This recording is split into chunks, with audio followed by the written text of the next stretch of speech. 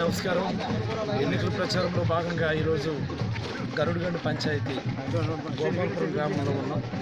నిజానికి ఈ గ్రామంలో ఉన్నటువంటి స్పందన చూస్తే ఎప్పుడెప్పటికి ఎన్నికలు అవుతాయి అన్నటువంటి ఆతృతతో ప్రజలు ఉన్నటువంటి విషయం స్పష్టంగా అర్థమవుతూ ఉంది. ప్రజలందరూ కూడా తండోపతండాలుగా మేళ తాళాలతో నృత్యాలు చేస్తూ పెద్ద ఎత్తున స్వచ్ఛందంగా పార్టిసిపేట్ చేయడం అన్నటువంటిది ఈ ప్రచారంలో చాలా కీలకమైనటువంటి అంశం. అదే మాకు సానుకూలమైనటువంటి అంశం.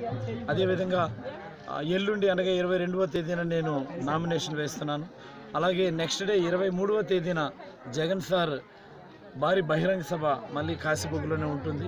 ఈ రెండు ప్రోగ్రామ్స్ కూడా భారీ ఎత్తున పెద్ద ఎత్తున ప్రజల మద్దతుతో స్వచ్ఛందంగా ప్రజల పార్టిసిపేషన్తో జరుగుతాయి. ఆ తదనంతరం మళ్ళీ ప్రచార కార్యంలోకి ముమ్మరంగా వెళ్తాం. ఈసారి ఖచ్చితంగా వైఎస్ఆర్ కాంగ్రెస్ పార్టీ జెండా ఈ నియోజకవర్గంలో ఎగురుతుంది. జగన్ అన్నకి కానుకగా ఇవ్వడానికి మేమందరం కూడా మా అందరం మాత్రం మద్దతు తెలియజేస్తున్నాం. నెక్స్ట్ ఇంకోటి ఏంటి అనుకుంటే, ఇంతకుముందు నేను టీడీపీ ప్రభుత్వంలో గత 5 సంవత్సరాలు నేను పనిచేశాను.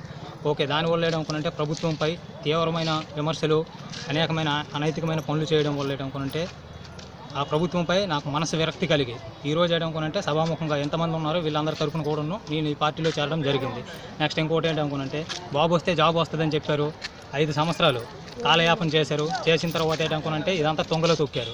ఎవరికీ లేదు. నాలాంటి నిరుద్యోగులు చాలామంది ఉన్నారు. ఒకరు కాదు, ఇద్దరు కాదు, చాలామంది ఉన్నారు. సో ఇటువంటి వల్ల అన్నిటి వల్ల ఏంటనుకుంటే టీడీపీ ప్రభుత్వంపై ఈరోజు తీవ్రమైన వ్యతిరేకత కలిగింది. నాకనే కాదు, నాలో ఉండేవాళ్ళు, ముసిలో వాళ్ళు, నెక్స్ట్ ఏంటనుకుంటే కుర్రవాళ్ళు, ఊరిలో ఉండేవాళ్ళు, ప్రతి వాళ్ళు కూడాను ఈరోజు 5 సంవత్సరాల్లో మా ఊరు అభివృద్ధి జరిగిందంటే శూన్యం. అది ప్రతి దాంట్లో కూడాను కన్న తల్లిదండ్రులకి ఉద్యోగం లేదు అనుకునేటనుకుంటే పిల్లవాళ్ళ మీద గోస పెట్టడమే తప్పి చేసేది ఏది లేదు. ప్రభుత్వం తరఫున ఉద్యోగాలు లేవు. చెప్పిందంతా మాఫియా, చేసిందంతా మాఫియా. 1 కాదు 2 కాదు, ఎన్ని అని చెప్పినా సరే ప్రతిది కూడా మాఫియా.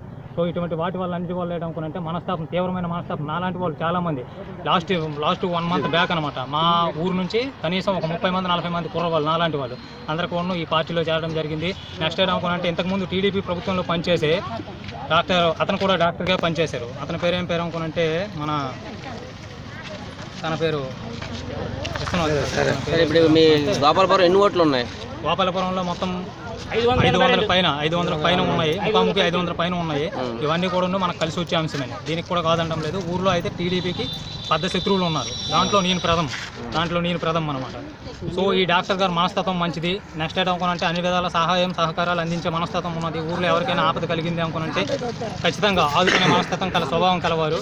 సో మేము మా ఊరు తరఫున, మా గ్రామస్తుల తరఫున, మా పంచాయతీ మొత్తం అందరూ కూడాను ఇంతగా సహాయం చేయడానికి ఏంటనుకుంటే మా శాయి శక్తులు ఎంత అయితే అంతవరకు మేము కృషి చేయడానికి, అతనితో పాటు విని దాంట్లో కల్పించడానికి మేము సిద్ధంగా ఉన్నాం. నా పేరు ఇంకెవరు మాట్లాడతారు? ఈరోజు మన సీదిరి అప్పలరాజు గారు మన నియోజకవర్గం మొత్తంగా పర్యటిస్తున్న సందర్భంగా యావత్ ప్రజానికి అందరూ కూడా చాలా ఉత్సాహంగా పాల్గొంటున్నారు. ఈ కార్యక్రమాన్ని అందరూ చాలా విజయవంతంగా నడిపిస్తున్నారు. ఏది ఏమైనా ఈసారి జగన్మోహన్ రెడ్డి సీఎం అవడం అది తథ్యం. దానికి మన రాష్ట్రంలో ఉన్న ప్రజానికి అందరూ కూడా విజయకేతం ఎగరవేయడానికి సిద్ధంగా ఉన్నారు. మరి కొద్ది రోజులు మాత్రమే ఉంది జగన్మోహన్ రెడ్డి సీఎంగా అవడానికి.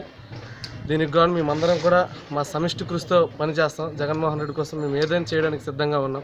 జై జగన్, జై జగన్, జై జగన్, కళ్యాణ్.